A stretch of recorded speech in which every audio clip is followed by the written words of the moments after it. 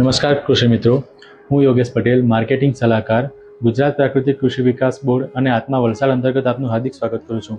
તો મિત્રો, આજે આપણે આવ્યા છીએ પ્રગતિશીલ ખેડૂત એવા ડૉક્ટર અશોકભાઈને ત્યાં. અશોકભાઈ કે જેઓ 2000ની સાલથી પ્રાકૃતિક ખેતીમાં જોડાયા છે, તો આપણે એમની પાસેથી એમના અનુભવો જાણીએ. અશોકભાઈ, મારું નામ ડૉક્ટર અશોકભાઈ લલ્લુભાઈ પટેલ. હું રોનવેલ ગામનો ખેડૂત છું અને છેલ્લા 2000ના સાલથી આ ઝેરમુક્ત ખેતી કરીએ છીએ અને એના અનુભવ વર્ણવતા મને ખૂબ આનંદ થાય છે કે ઝેરમુક્ત ખેતી કરીએ છીએ અને એનાથી જે ઉત્પાદન થાય છે એ આરોગ્યને ખૂબ ફાયદાકારક છે. અને બીજું કે અત્યારના જે હાલના સંજોગોમાં જે કેન્સરના બધા જે થાય છે તો એમાંથી રોગ મુક્ત થાય, પર્યાવરણને ફાયદા થાય, દેશનું હુડિયામણ બચે અને પ્રાકૃતિક ખેતી સિવાય બીજો કોઈ વિકલ્પો નથી અત્યારે. તો અશોકભાઈ, તમે છેલ્લા 25 વર્ષોથી પ્રાકૃતિક ખેતીમાં જોડાયા છો, તો તમે અમને એ તફાવત જણાવશો કે પ્રાકૃતિક ખેતી અને રાસાયણિક ખેતી વચ્ચે તમને કેવો તફાવત જોવા મળી રહ્યો છે? સૌપ્રથમ તો આજે ઝેરમુક્ત ખેતી અમારા પિતાશ્રીએ ચાલુ કરેલી 2000ના સાલથી. તો તે સમયે જ્યારે ખેતી રાસાયણિક ખાતરનો જ વધારે મહત્વનો ઉપયોગ થતો હતો અને ત્યારે અમારા ફાધરે લાંબી દસ્તી વાપરીને જે રાસાયણિક ખાતર અને જંતુનાશક દવા છોડેલી, તો એનાથી ખર્ચો એકદમ ઘટી જાય છે અને જંતુનાશક તરીકે આપણે વનસ્પતિ આજુબાજુની ગૌમૂત્રને એનો ઉપયોગ કરીને બનાવી શકાય. એટલે આપણે જંતુનાશક દવાનો ખર્ચો ઘટાડી શકીએ.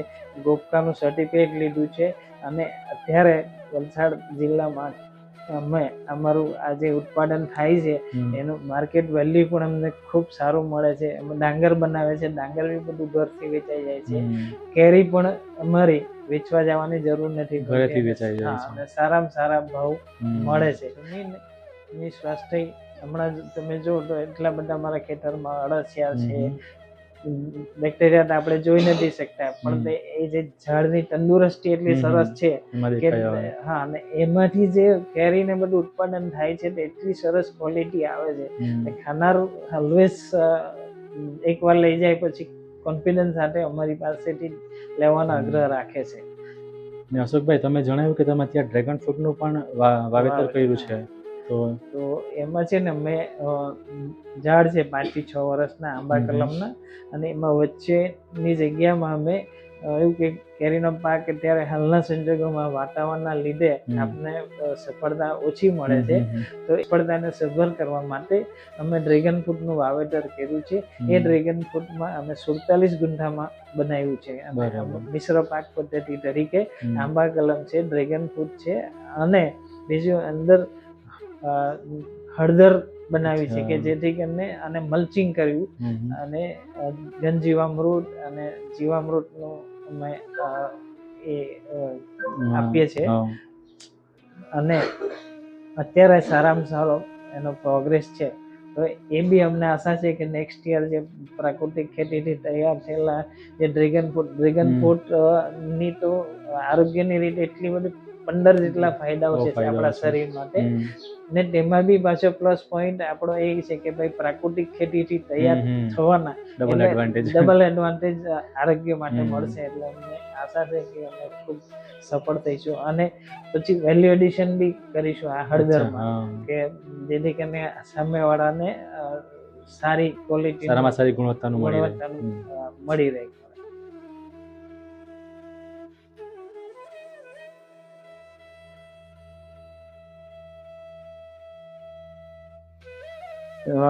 આજે અમે છે ને 2010 થી ગીર ગાય પાડીએ છીએ અને આ જે ગીર ગાય કે દેશી ગાય થકી જ બેઝ છે તે પ્રાકૃતિક ખેતીનો બેઝ છે તે ગાયો છે. ગાયનું છાણ, ગૌમૂત્ર, છાસ અને એનો જે ઉપયોગ કરીને પ્રાકૃતિક ખેતી કરીએ. અને બીજું કે સરકાર તરફથી અમને સહાય મળે છે દર મહિને 900 રૂપિયા એક ગાયના. અને એના થકી બીજું કે એનું જે ગાયનું દૂધ છે, ઘી છે, છાશ છે, સર્વશ્રેષ્ઠ છે હેલ્થ માટે. અને આ જે ગાયના ગૌમૂત્ર છાણ થી અમે આ જે અહીંયા છે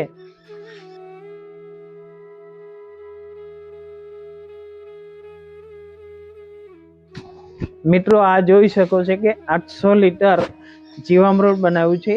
એમાં આજે ગીર ગાયનો 10 કિલો છાણ, 10 લીટર ગૌમૂત્ર, 1 કિલો બેસન અને 1 કિલો ગોળ અને હેડા વળ નીચેની માટી. અને એ જે આ જીવામૃત જે તૈયાર થાય છે એક અઠવાડિયામાં, એ અસંખ્ય બેક્ટેરિયાઓનો સમૂહ છે. અને એ બેક્ટેરિયા આપણા જમીનમાં નાખવાથી આપણી જમીનની જે અલભ્ય જમીનમાં જે ખનિજ ક્ષારો છે તેને લભ્ય બનાવે છે અને ઝાડને તંદુરસ્ત બનાવે છે. અને ખેતી જમીનને આપણે અળસિયા અને બેક્ટેરિયાઓથી જમીન સુધરે છે, ફળદ્રુપ થાય છે અને એનાથી જે ઉત્પાદન આવે છે એ સારામાં સારું હેલ્થ ને આરોગ્યને ઉપયોગી છે ખૂબ.